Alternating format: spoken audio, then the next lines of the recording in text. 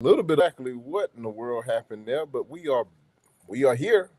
We ride again. This is the Rates and Lanes podcast with your host Rico Muhammad. My co-host, Mr. Chuck Snow, is going to be joining me momentarily. And tonight, we welcome back our resident economist, Mr. Michael Lampel. Looking forward to a very lively and stimulating discussion tonight, talking all things economy. And of course, as always, we welcome your input to the show as well. So, regardless of which platform you're watching us on stream, you can use the chat feature. Put it down in the chat. Put your questions in the chat if you have a question, or if you got a comment, put it down in the chat, and we'll definitely try to weave your question or comment into the show. As always, please do us a favor. Send this podcast over to someone else. Share it with them. Ask them to tell a friend to tell a friend. That's how we spread the word. Make sure you like, share, and subscribe across all platforms.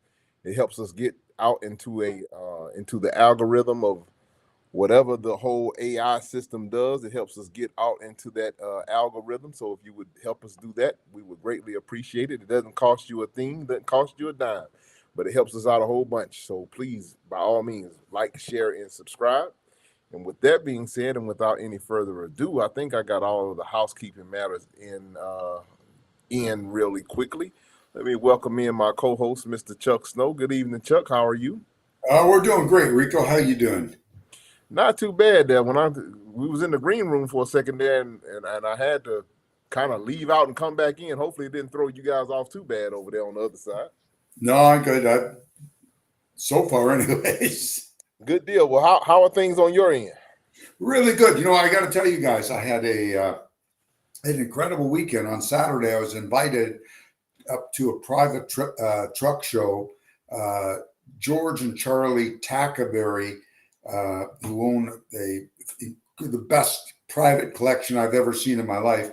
They have 265 semi-tractors and some straight trucks and the odd pickup truck. Not under one roof, under about 12 roofs at one property and about 3 roofs at another. And all these trucks were gorgeous. And I mean, there was an assortment of different truck stuff that, right from the 20s and 30s, right up to up into the 90s, maybe some newer even. Just incredible. I was speechless, really. I saw so many trucks, and this was a private collection. Good deal. Good deal. That's nice. I think I've seen a couple of them you shared on Instagram. Yeah, I don't want to overload my feed, but I'm gonna send out a couple. Keep sending out one a day. Didn't do it today because I do broadcast the show. I'm excited about tonight. Our friend and resident economist Michael Lampel is joining us, and he's loaded for bear. Well, it's always a great time when we have Mike on the show. It definitely challenges us to think a little bit more, to think from a different angle, and that's always a good thing. Sometimes us riding around, us guys that are still in the truck, sometimes we don't have anyone to bounce ideas off of at all very much. We're in the truck all by ourselves, and sometimes we get our own little confirmation bias going on in our heads. And sometimes it's good to have those positions challenged at times. And Michael is here tonight. I know he's going to kind of shake us up a little bit. So, ladies and gentlemen, make sure you got your seatbelt on, tighten across your waist, and get ready, because I think we're going to have a great show tonight. Yeah. Good evening, Mike. I appreciate you for taking the time out to join us, by the way. Thanks as always. We appreciate it. Thanks, Mike. Anytime, my friends, anytime. If you guys are crazy enough to listen to me, I'm crazy enough to talk. Well, Mike, you know what? When I did my personal broadcast on Instagram for the show, I said, to our listeners that took Michael's sage advice all along, you're probably pretty good financially if you took his advice. If maybe by some miracle, it's not too late to get saved, but you better listen in tonight. Yeah. So we Yeah. were talking a little bit before the broadcast about all the different things that's going on in the economy, and I think we wanted to focus on tonight. With everything going on, the economy, the industry, how does the small fellow or even mid-size or even large fellow, how does a fellow kind of survive the winds of change that are going on in the industry right now, Michael? What would you which direction would you point us in to make sure that we can kind of keep the doors open this same time and still be here this same time next year? Well, ironically enough, I'm actually an optimist. Um, we were talking earlier about the demise of yellow, and I Right. said it's just the beginning, meaning, but this, first off, I just want to make everybody understand this is just a natural course of the markets, right? Yeah. Ronald Reagan deregulated the trucking industry first.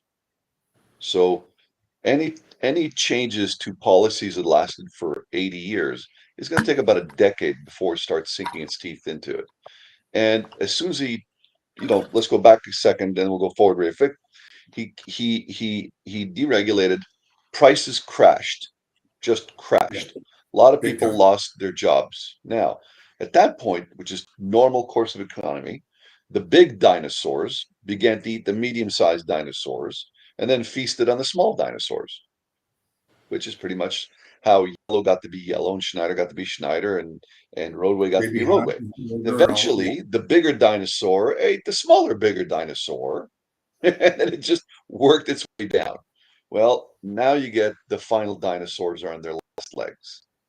But, and there's a but, so it's a fragmented market whereby the next evolution is for the guys who are smart enough to start learning to partner up, and they begin to form the future of the next dinosaurs, but meaning the next big guys.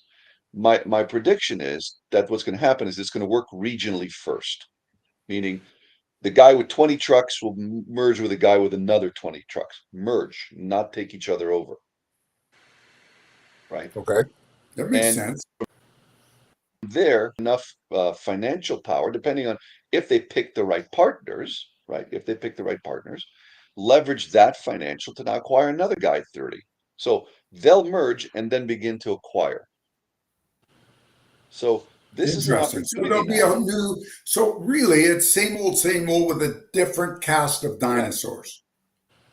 right. But with different tool, because when the dinosaurs merged, they were pretty big already, meaning they owned the customers, Right. right? They had the client book. So when they merged, it was merely a merge of clients. Yes. You got 500 clients, I got 700 clients, I got this, you got that. Okay. My prediction for the next guys is the ones who have the best technology, the ones who are nimble and fast, the ones who can demonstrate financial capabilities, financial management, that they could squeeze 10, 20 cents profit out of every dollar. And if they They do will be the that, winners. then the financial markets will reward them with a lot of money to go buy other guys and integrate them into their system. Before, as you guys know better than I do, whoever had the biggest client book won, Yeah. right? In the future, whoever has the best management information system to be able to demonstrate how they can grow without growing their assets is going to win. Because it's And just about yeah, and it's it's about just going to data. take some time. Yeah. But I think it's, we're living in a time which from economics perspective, information now flows so fast that if a guy in China farts, oil prices move. It's true. Okay. Yeah, So, we're starting to get a little bit of relief on the fuel prices, just a little bit. It's not awful traumatic, but it's something's better than nothing. yeah. Yeah, they don't have us by But the throat, but they have us by the ears and the nose. well, you look at the recent deal. I mean, but it's interesting because you guys know how as packages got smaller, smaller, smaller, courier drivers ended up with the most power. Take a look at the deal that the UPS drivers have. You ever thought in your lifetime a courier driver would make $170,000? No, I was saying that to my wife tonight. Do you know how much those guys are making now? Like whoever, there's not a lot of owner operators out there making Well, $170,000. I think that's at the maturity of the contract. I think that's over the however long that's the maturity of how much they get. I know a couple of people over there at UPS. They're not getting that right now, but But eventually they But will be. right. right, but their demise has already been sown. Right. You know what I mean? They're already on their deathbed. They just don't know it yet. Because if you guys haven't been watching, there's this little thing called the Ukrainian war, Yeah. right? And what weapons are they using? Drones. Drones. And what do drones carry? Bombs. And do Right. bombs weigh a bit? They weigh a bit. A little bit. And do you know what So they if they perfect, can the carry a drones? bomb, they can obviously carry your 40-pound bag of dog food. Right. And guess what else they have? Very sophisticated mapping and guiding systems. Mm-hmm. So you could see in the future the Amazon delivery with 700 drones out there. Well, they have already kind of unveiled some of the stuff. I mean, some of the things that you're talking about as far as with drones, and even some of the even with some of the food delivery services with the automated robots and stuff like that. And you're starting to see in some restaurants, Yeah. you're starting to see the robot waiter. Right. I saw that in Japan or Korea, where the robots were taking the dirty dishes back to be washed. Right. So in the world of trucking, you guys have been losing market share to the couriers for 30, 40 years. In the next evolution, it's going to start flowing back to the LTL as they start consolidating the loads to bring them to locations where the drones could pick them up. That's exactly what they're going to do. Yeah, This, no, Right. this, So, this is what I was talking about in the opening, ladies and gentlemen. Michael forces us to think outside of the box, to think up from another, to give us another perspective, and that's definitely a different perspective than what than most people are accustomed to hearing. But I like it because I always encourage. I love having a set thought pattern challenged, because like I say, it definitely keeps you nimble, and it helps you think about other possibilities that are out there. yes. Yeah. So, so go ahead. what about like some things are I can't imagine how drones or anything else are going to replace them. Like I was reading, the amount of grapes coming out of the state of California right now for the next month or so because it's harvest season. Yeah. How does that change? They still need Oh, a but yeah, but the food, the picking food, that's not 25% of the trucking industry. no, no, you're right. No, no, we're Well, talking about mind the you, bread and butter every day. Go ahead. food is probably, now I don't have the number in front of me. Food is probably at least 25, maybe even 35% of the truck Yeah, I industry. would think so. Yeah. Yeah.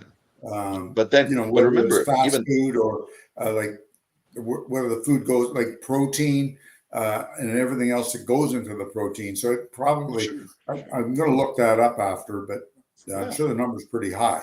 How does that, yeah. where your corn and soybean, all that stuff coming off the farm that's used in animal feed, how does that sounds like it's pretty safe for our listeners. That's not going to Well, be, that is, but that's not the majority of the industry. So, what's going to happen next is efficiencies of use. As drone technology, and I could bet you dollars to donuts, the weapons industry supplying the weapons to the Ukrainians is busy harvesting the technology that the Ukrainians are developing in drones to bring it back here. Because don't you find it interesting? The Americans can build $110 million F-35, but you don't see drones. right. Well, because until the American military industry can sell a $50 million drone that's worth $150, that's when they'll develop the drone, right? But if you're a company makes widgets.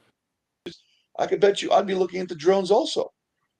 Because if 40% of my customers are within 10-mile range, hell, I'll use a drone. Yeah, you know what?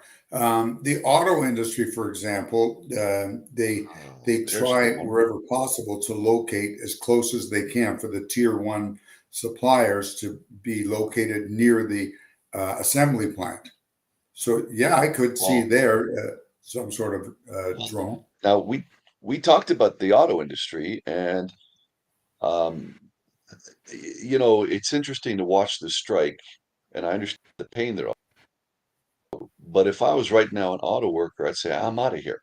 Give me a good package. I'm leaving. Because what am I fighting over? 5 years more pay, and I'll be out of business in 5 years anyway. Because Because things are changing 2,000, that week. well, there's 2,000 components in an automotive in a car, a gas powered car. There's only Right. 18 parts in an EV. Yeah, So there's what are you not. going to do? Yeah. Right? So go ahead and go on strike. Sort of like the writer strike, striking against AI. Sure, we promise we won't use AI. Yeah, write them out. Get rid of them. Right? It's the nature of the beast. But now it's going to be interesting.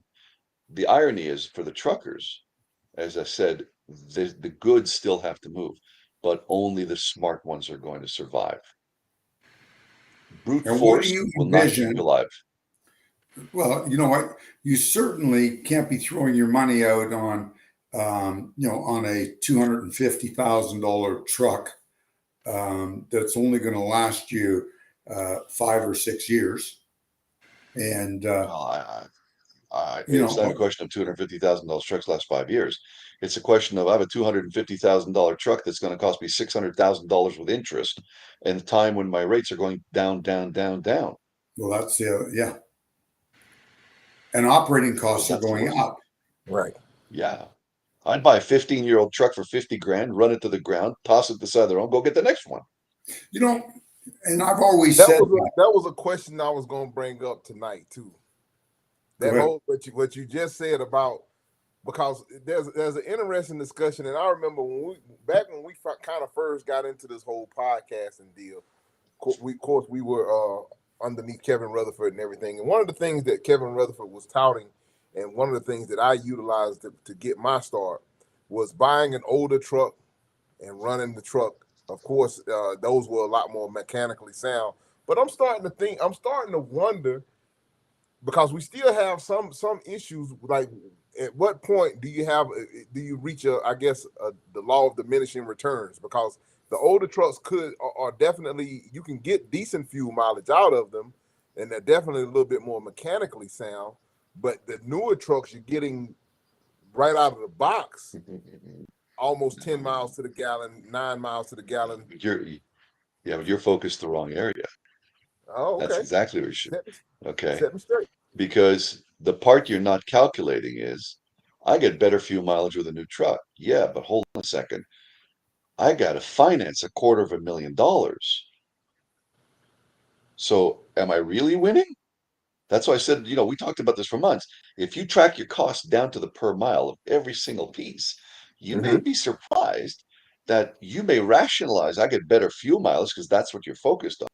But I'll tell you what, give me 10 miles per gallon less, but I get more money in my pocket at the end of the month because I'm not financing $250,000 and Right. insuring $250,000. Right. And But interest rates are quite, they're high for used trucks, even for new trucks right now. But now Because the fly in the ointment could be, it's not right now, but potentially, and this might be a question where we need to put across to our insurance people when we have them back on, because I know we've had kind of this discussion before, but there's going to become a point in time when the insurance companies are going to make it damn near impossible to even insure these older trucks. they're working on it. Yeah. They've really, really been pushing, and you can't blame them because, and the reason they're hesitant about old trucks, it's not that there's anything wrong with them. It's not that they're not safe. It's when there's a crash and you have loss of life and you're in front of a jury and the plaintiff bar is up there going, ladies and gentlemen of the jury, this truck was 25 years old. It had 2.5 million miles when my client, a nurse who, yes, the fact that she was impaired by alcohol has nothing to do with it. When she broadcast, she broadsided the truck, or went right head on into him. But ladies and gentlemen, the truck had 2.5 million miles. How safe was that vehicle? And that's what they are worried about. But I'm not worried about them because they got the billions of dollars. I'm worried about me. That's what you should be. So if you want to test your theory, you call an insurance company, say, I got a 2001. This is the mileage, and you'll know. So before you buy the truck, you call the insurance company, what it'll cost. It's just a phone call. Yeah. And then you'll know whether or not to buy it. But if you break down your costs, we talked about this. If you break down your costs, and I think we talked about also keeping a very close eye on your customers. I said at one point, you got to look up your client online all the time. Right. Right. So think of the guys who were caring for Nordstrom, and Nordstrom closed down their flagships, and Target's closed down a ton of stores. How many truckers do you think That's just got all in affected by Canada. I that? think Nordstrom is still operating south in the U.S., if I'm not mistaken. Are they not? They closed their flagship store in San Francisco. Well, everybody's And closing up everything in San Francisco because you can't, even all around the states. Target's closing up stores around the states because the theft issues and all that. Yeah. Yeah, I thought So a lot of places are major, like CVS's, like a ton of CVS stores are closing. I noticed I think that we here in the Atlanta area, I think there's something like 35 CVS stores that they're shutting down across the city at different points and places. And we've even got a couple of Kroger grocery stores that are shuttering and going out of. I ain't saying going out of business, but they're closing certain stores in certain areas and kind of, I guess, refocusing or redistributing where they are focusing on the better performing stores, I guess. So let me ask you something, gentlemen. Do you think that closing up these stores, is that going to have much of a trickle down effect on much trucking? Because you're going to sell the same amount of product from one store that when you had two stores, and you're going to move everything to one central location for a grocery store or department store or whatever. I don't know. I mean, but the point is it's going to have an impact. We're just not sure yet how. But it also has an impact on the decision makers of the companies. And again, if we're looking at our brothers and sisters who are on the road, and the guy has been hauling consistently to downtown San Francisco for Nordstrom for 5 years, and that's his bread and butter paycheck, he now is like, crap, what do I do now? Yeah. Right. But had he been keeping an eye on information, had he been keeping it, if it closes down there, then if you're smart, you go speak to the guys you pick up with, hey, you guys open up stores anywhere? Yeah, we're going to move the stores over to Oakland or someplace else. Yeah. Oh, okay. You got to be ahead of the curve on the information highway. Yeah, and you got to what, know you're what's right going on all on the that. time. You have to, and information is pretty readily available if you don't mind mining for it. Where You years don't even ago, have to mine for it. You don't have to mine for it. You could set up status messaging everywhere. It'll send you emails on it. Yeah, but you still have to look for it somehow. You have to you can't just assume Sure that your customer is healthy. Yeah. Yeah, For exactly. years, we never had a bankruptcy. Any of our clients go bankrupt where there was where all of a sudden they did what they used to do. They go from 30 days to 45 days to 60 days to 90 days. We hadn't had that in years. What we had was somebody who was current go bankrupt. And usually because one of their customers pulled the rug out from under them. Rico, so what's the status of going on? What's going on in the States these days as far as the trucking industry goes? As far as what kind of, I'm sorry. Like what's the mood of the trucking industry in the States these days? Well, it's very fickle. I mean, you still gotta. I'm seeing a lot of stuff still, which I don't think will ever be successful. But I'm seeing a lot of people on social media channels and stuff talking about trying to organize striking again, and like that. That's always they. Some people seem to think that that's always the answer. That's Um, never been. You know what, guys? I it's just never the want answer. to. I want The to answer chirp in is here. better, Um, better informed. if anybody, any of our listeners are thinking, if they're owner operators, are thinking of joining a strike, um, take it from me because I've seen this. I've seen this since about 1972 or three, before I even got into it. When Mike Parkhurst, may he rest in peace, the founder of Overdrive magazine, organized a strike over 50 years ago. Owner operators cannot afford to strike. They just can't because they don't have strike pay and they all have payments. And years ago, when the Teamsters would go on strike, they at least drew, they drew some strike pay from the union. Owner operators, for the most part, don't have a union. Right. And What not So are you, only what are you going to strike against? exactly. well, they claim that let's strike against the brokers. Let's not haul no freight for 2 weeks, and Sure. we'll show them, and we'll get the attention of Washington D.C. But at the end of the day, Oh no, if you nobody can is get the coming to attention of nobody's Washington, coming to save. Nobody's coming to save you. And your best bet, the only person that's going to save you is you, and you have to understand you have to become a little bit more business savvy, and don't Yes. don't don't begrudge anybody for your lack of business savvy. I mean, but correct. the thing about it is, like we were saying at the beginning of the broadcast, you have options, and the option is to learn where you are weak. Learn the areas that you need to brush up on, how to better yourself. Be proactive in addressing those issues, and not just having a woe is me mentality and thinking that somebody, thinking that there's some kind of magic bullet out here, because there isn't, and you have to figure this thing out. And if you're incapable, this is the other thing. A lot of people are really not fit for being in business, or not fit for being business owners. There's no knock on anybody. There's You're nothing, right. that's not a knock on anybody. But understand, being in business is tough.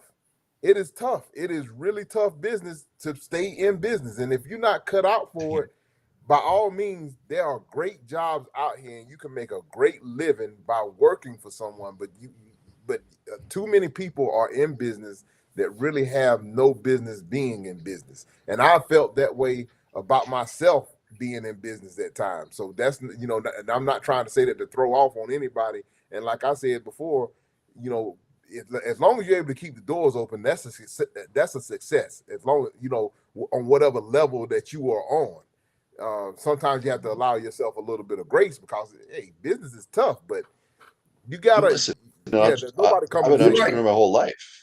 I've been an entrepreneur Not all my life. only People said to me all the time, "What's it like to be an entrepreneur?" I said, "Well, it's very easy. You go home, you grab a hat, you start hitting yourself in the head. When it stops hurting, you're ready." You know, not only is being in business tough, but being in the trucking business is the toughest of the toughest of the A toughest. very You tough know, field, there's yes. only two other businesses that are as tough, and that is farming and And the Donald Trump's lawyers. and the independent fancy restaurant business, Restaurant business, white yeah. linen tablecloth restaurant, independent. Those three businesses, I've always said, are very similar.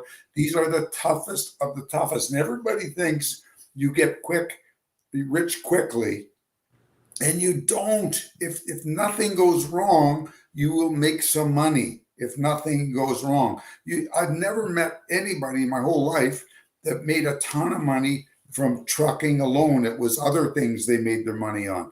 They bought land, or they bought equipment, and they were able to flip equipment that was paid for, and they made money, and they parlayed that money into something else.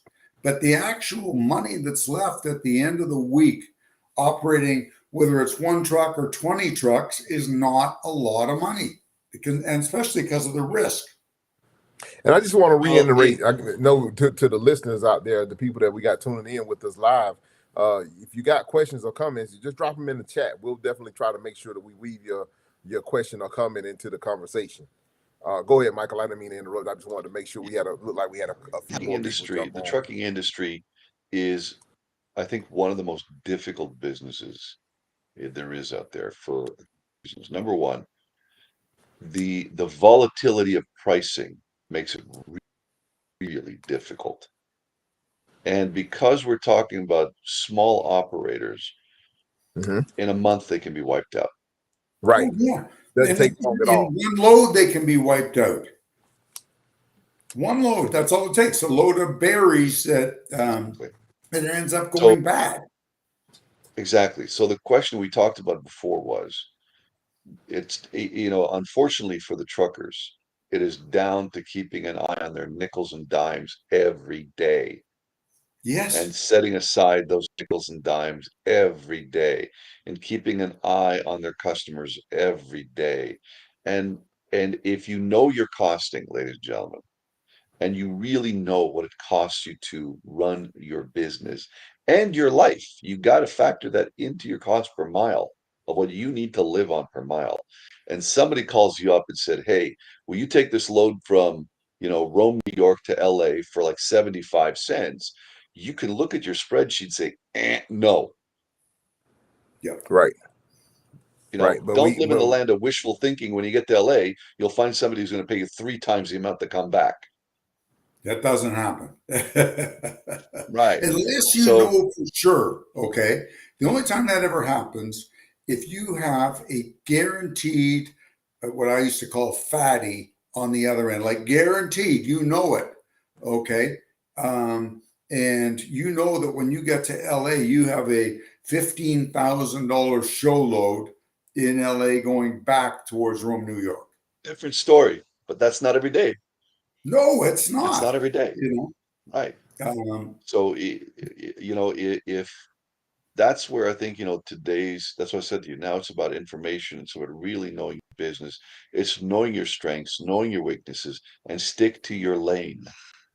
yes. So going back, circling back around, I want to circle back around because I'm not sure if we kind of hammered that point home as far as new truck, old truck, cost Sure. wise. So from your standpoint, if you can get an older truck and stay, say if you bought an older truck for $30,000 and you still had to put another 30 into it to kind of get everything buttoned up with it, another $30,000 to $40,000 into it, so you into it for a whole of 70, but you were able to kind of shoestring that and do that piecemeal out of pocket versus having buying a newer truck where you may be financing a $130,000 $130,000 note over the course of 5 years, and still having to make repairs and everything else along with that finance note. Right. You probably have the break even point is probably still better and cheaper with the older truck. For a very It simple can be. reason. You miss the payment on a $40,000 truck, it's one thing. You miss the payment on a $150,000 truck, that's a whole different ball game. Yeah, they're coming after you first. And speaking of that, there is, the banks held off on grabbing, and the finance companies grabbing trucks, repossessing them. And now they're not holding off anymore. They're starting to repossess them. And there's So you see, I always find it interesting that people tell me, I want to buy a house and I want to buy a house. And I said, really? I said, it never pays to buy a house. And they're like, what are you talking about? Blah, blah. I said, okay, what's funny? I bought a house for $1 million, and after 20 years, I sold for 1.6. Yeah, but it cost you 2.5 million to live in it. right. And they're like, why? Well, did you forget the interest? Yeah. Right. Did you forget the upkeep and the insurance? What do you mean you didn't make money? You lost money. Right? But and I'm not saying everybody should go buy a used truck, but hey, yellow's out of business. How many trucks do you think are up for sale now? There's thousands. Yeah, it's funny There's your because answer. the one of the places where I parked my truck at, they had a couple of drop trailers over at a shipper over there. I think it was a DHL shipment place over there, and they I guess they needed the dock space and everything else. They pulled those roadway trailers that they had on the property and just set them out on the street. And they still sitting right there on the street. Right? And nobody wants them. They're so old. No, these are actually newer trailers. They got the side skirts and everything on. Just got the roll up door, Yeah. but But what they're really saying to you is nobody wants to own anything anymore, Yeah. right? They go, forget it. I mean, Chuck would know that well. Like, why am I going to own 500 trucks? Do I need 500 trucks? No. You know, I got to tell you, for many years, and I was probably the first guy to ever do it. With back in my gypsy days, I figured out that as a kid that I could rent a truck and expand a little gypsy trucking business I started, and it could expand a lot quicker. Now, in those days, a truck was, my God, I think a brand new Kenworth was around $42,000. This was like 1978. And I could rent that truck from, now it wasn't a Kenworth, but I could rent a similar truck from Hertz or Ryder for, $1,500 a month or something plus mileage. And that allowed me in my first year to go from one truck to 10. Actually, we had 12 trucks within the first year because I didn't own any assets. Now, the downside was the boys and girls that bought trucks at that time, because of inflation, though they kept their trucks for 3 years, were able to sell them for the same as they paid for them. So they got 3 free years out of them. And that's happened about 3 times since. But overall, I think you're better off leasing this stuff. That's the point. So to answer your question, Rico, that answers your question, right? You look at the cost of running something that's 150K, insurance and all that. You say, okay, maybe on the new truck I'll get, 1,000,000 miles, but on this guy I'm going to get maybe 500,000 miles, but at least at the end of the month I got money in my pocket. Yeah. That's the key here, which, guys. which is the Everybody whole thing. remember, That's the whole key. yeah, It's not about how much you can make; it's about how much you can keep. That's right. That's exactly it. That's If you're running that load in order to make the truck payment, you're in the wrong business. Yeah. Yeah, good Right? deal, So, good deal. Yeah. and I think There's a way to, there's 100 ways to skin a cat. And especially this one. What some operators do is they'll run for the first week or so, there's my truck payment. And then they run for the second week, there's my fuel for the month. They run for the third week, that's my other expenses. Fourth week is mine. yeah. And they'll break it down So, that way. yeah. So I mean, it's going to be now, and I think, look, it's going to be a lot of uncertainty going forward. A lot. The economy is changing rapidly. Industry is changing rapidly. There's disruption in so many areas. The only advice I can give to Rico and anybody else who's doing trucking these days is stick to and stick close to home. If you're going across country, as Chuck said, you better have a solid guarantee of why you're going there. Right. Yeah, Yeah. it's not like the old And, days. It's not as I mean, if you're out there, if you're chasing produce and stuff like that, you can probably do halfway decent. But but in other times, it's really tough. It is really tough. yeah, Yeah. yeah, And you're right. You have to stick to your lane, have a specialty, do what you do and do it well. One of our listeners, Gino Cook, he commented, but a lot of these newer trucks don't even make it to 1,000,000 miles and then need an overhaul around 500 to 650,000 miles. That part's true. And the only way to protect yourself on that one is if you can do it, you buy warranty or extended warranty. There's some really good products out there. yeah. But how much how far? So if a truck was built in 2005, How many miles before it needed an overhaul?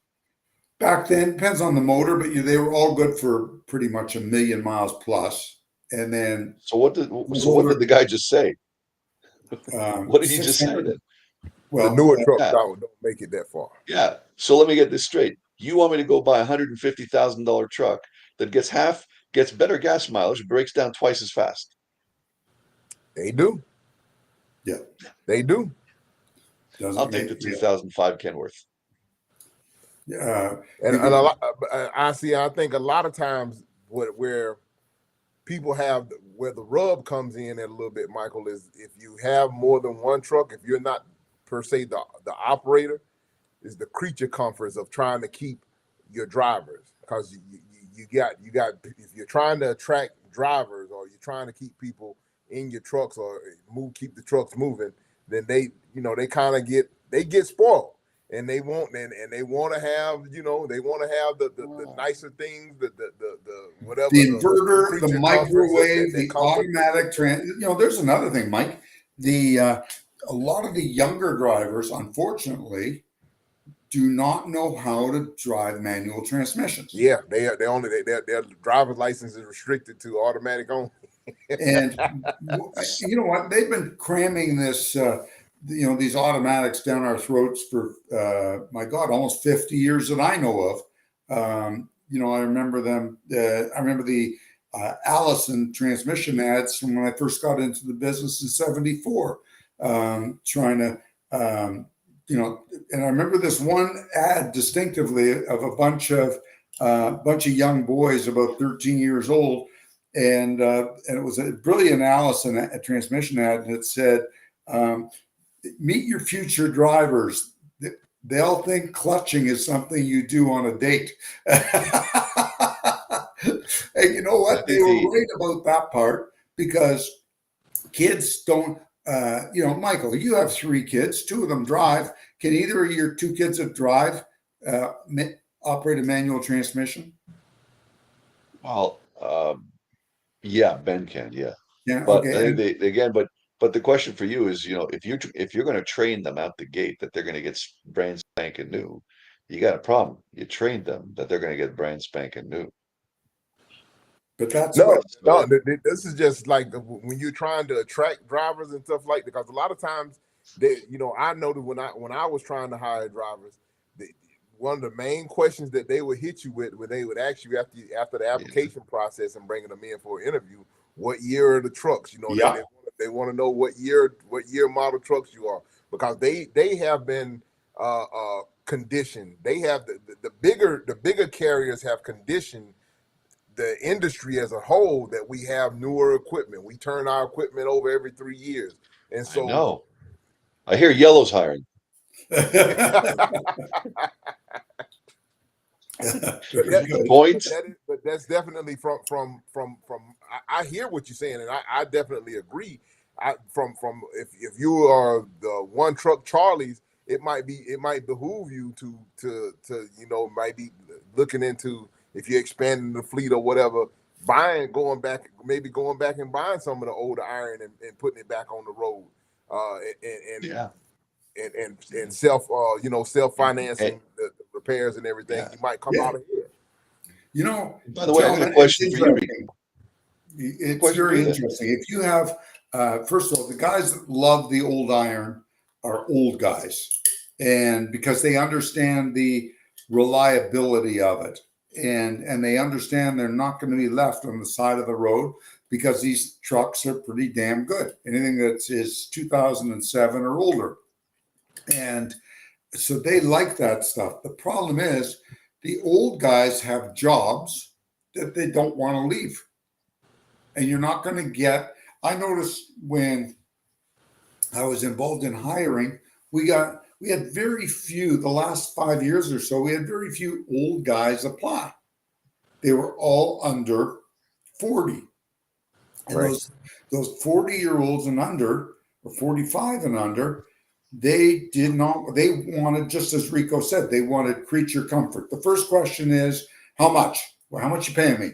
Second question, where am I going? Third question, what sort of trucks do you have? If you told them you had 1990 Peterbilt conventionals with 18 speed, they say, "Oh, sorry, I don't know how to drive manual," or "I don't want that." Does it have an inverter? Does it have a microwave?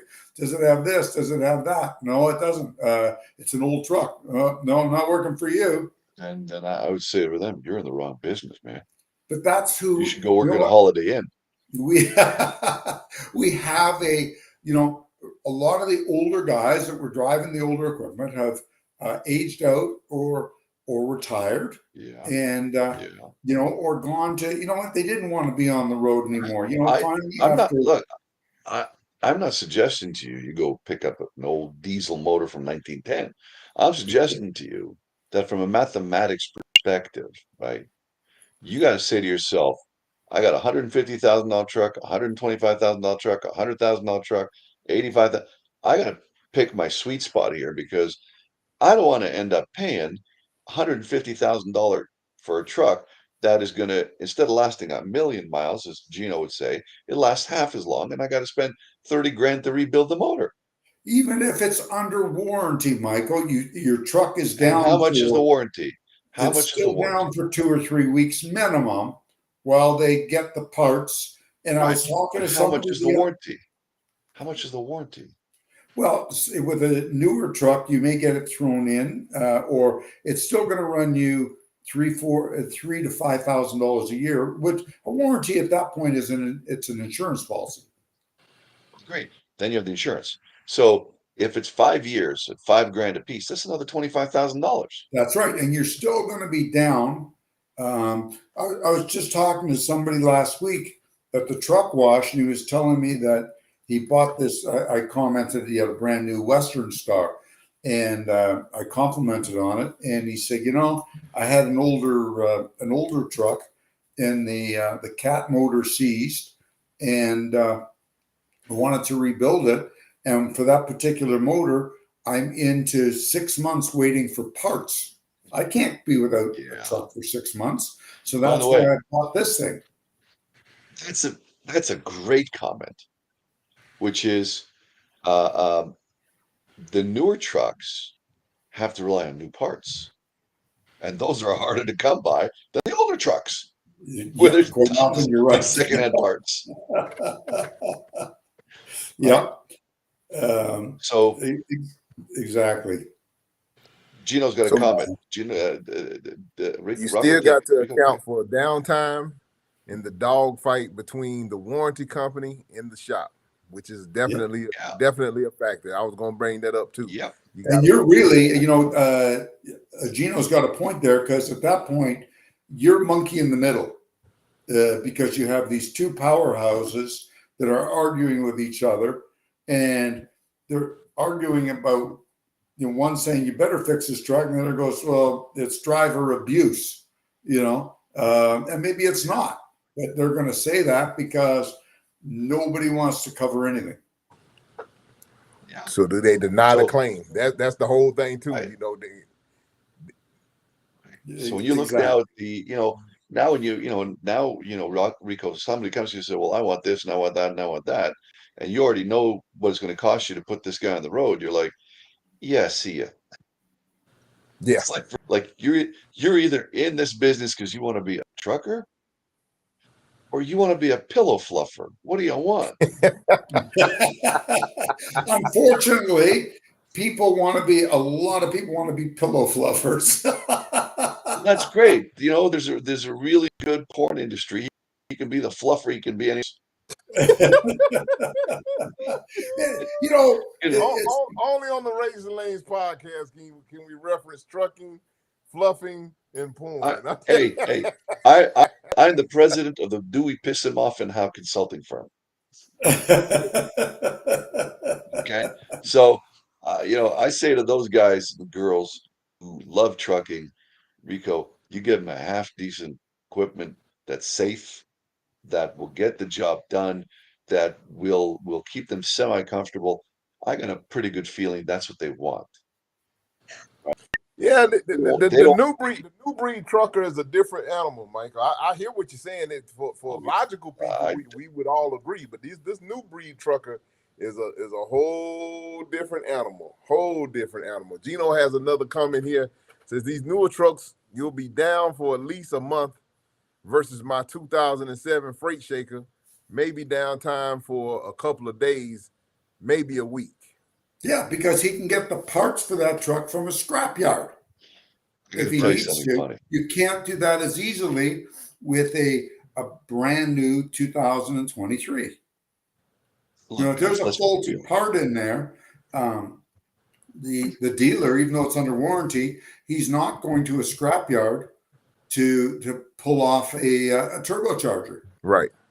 Also, And let's be real. The stuff built these days in everything from dishwashers to whatever is built crap. well, that's good for trucking because we get to, you know what, our old dishwasher and all our old appliances lasted over 30 years. That doesn't help the trucking industry. All this new stuff, it lasts 5 years. That's really good. I'm supporting my brothers and sisters out there that haul appliances. I got good news for you. It's nothing but crap out there anyway. But we're talking about the trucks. So the trucks ain't no different than the crap dishwasher I just Oh, bought either. of course. You know? We had a So brand new, on that note, we had a brand new fridge and it went on the fritz Christmas time. It was brand new, it was 6 months yes, old. And I went to the yes, store because it was Christmas and I bought a cheap fridge. And I was talking to the salesman. He goes, everybody has a second fridge because they break down so often. And I mentioned the name, and I don't want to say it online because I don't want to get sued. So I'm not going to say it on the air. But there's a very, very expensive fridge that runs well over $20,000. That was before the pandemic, so it must be a lot more now. And I'll just say the first name is Sub, but that's all I'm going to say. And I said, well, they don't, I bet you those things don't break down. And he said, you bet they do. He said, they all break down. He said, that's even the right. people with that brand buy a second fridge. Your salesman should have sold you a second fridge. So Even we have, Even Jeff Bezos knew that the $500 million boat he built is going to break down. So he's got a 250 footer following him just in case. And I'm not kidding.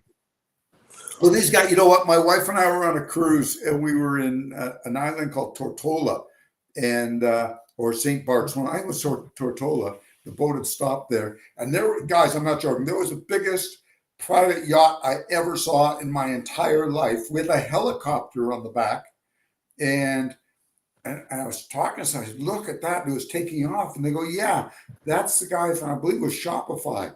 That's the guy from Shopify. The helicopters to take the guy to his big ship. They can't get in the harbor. So, I was wondering why all of your appliances were called Fritz. So I think, as we come to the conclusion, all I can tell, everybody listening is, look, the days of delaying knowing your business are, you better know the cost of your mile week to week, Right. no longer Trip year Right. by to year, trip, week to actually, week. you really need to know. It's so important so you can make better decisions. If you know your cost, then you can decide whether you can afford to take that load. As long as you're going to just have to walk away from customers. And, in business, sometimes you do have to fire a customer Yeah. because there's no sense working for free. You can't hire a driver to work for free. Why should you work for free? Absolutely. You're Absolutely. working So loss. You're before working looking at the loss. time, we are getting short on time. So Michael, is there any closing thoughts that you would like to leave us with? And by the way, if you'd like for people to reach out to you, or if you want to leave your contact If they information, need advice, yeah, advice. I'm a Dewey piss them off and how. No. Michael.lampel@gmail.com, Lampel. And as I said, I mean, if you got questions on technology or marketing, these are the things which I know a lot about. And I'm happy to share it because Chuck knows, who reads, knows, I look into everything. I'm happy to help brothers and sisters, set things up who may have a question like, how do I keep track of my clients? How do I create a spreadsheet? How do I really cost account all of it? And I mean, once you create the formulas, you built in the formulas, it's pretty easy to do and doesn't cost you anything because it's part of Google Sheets, which is attached to your Gmail. But get smart. The days of thinking, oh, I think I'll charge $1.50, those are gone. You'll Yeah. be underwater so fast, forget it. Like Leah Thomas will be down there faster. Forget it. Yeah, and it can't, you know what? You think you're making money, and then all of a sudden, a huge expense comes up, and you're broke. Yeah. Yeah. Absolutely. Absolutely. Well, Chuck, let the good people know how they can get a hold of you. Yeah, best way is send me an email, chucksnow280@outlook.com.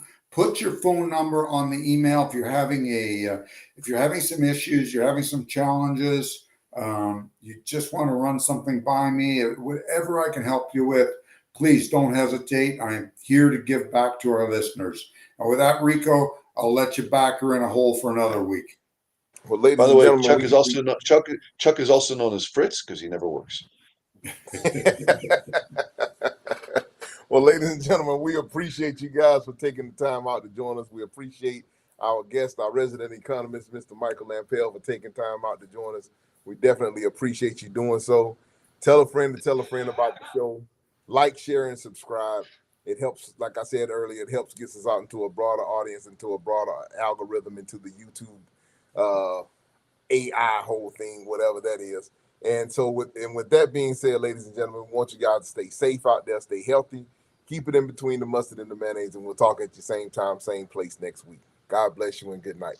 Stay safe. God Catch you on bless. the flip top. God bless. Thanks Take again, care. gentlemen. Thanks, Michael.